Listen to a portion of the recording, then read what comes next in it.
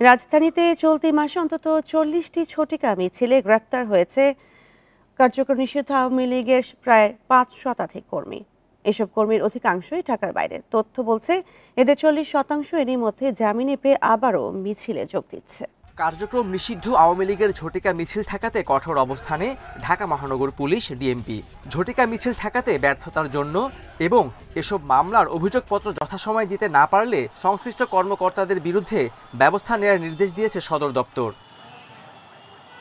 ঝটিকা মিছিল ঠেকাতে ব্যর্থতার জন্য এরই মধ্যে মোহাম্মদপুরের সহকারী পুলিশ কমিশনার সহ 3 পুলিশ কর্মকর্তাকে প্রত্যাহার করেছে ডিএমপি।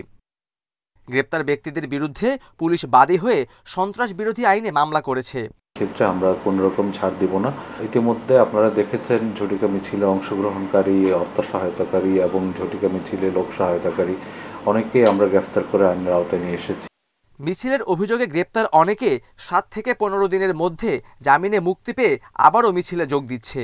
আর গ্রেপ্তারকৃতরা বেশিরভাগই ঢাকার বাইরের। যারা গ্রেফতার হয়েছে এর ভিতরে আমরা লক্ষ্য করেছি অনেকেই ঢাকায় থাকেন, অনেকেই ঢাকার বাইরে থেকে এসে এসব মিছিলে অংশগ্রহণ করেছেন, আবার মিছিল শেষ করে চলে গেছেন বা অর্থের বিনিময়ে ঢাকার বাইরে থেকে এসে এইসব মিছিলগুলোতে অংশগ্রহণ করছেন।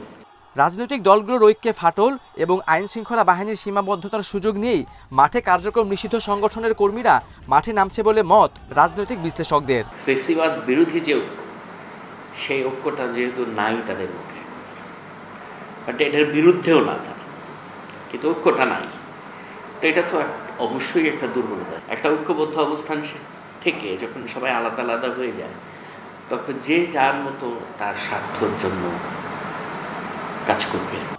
গত বছর 5 আগস্ট আওয়ামী লীগ সরকার পতনের পর এবছরের 10 মে রাজনৈতিক দলটির সব রাজনৈতিক কার্যক্রম নিষিদ্ধ করে অন্তর্বর্তী সরকার। Khaled Raihan, independent news, Dhaka.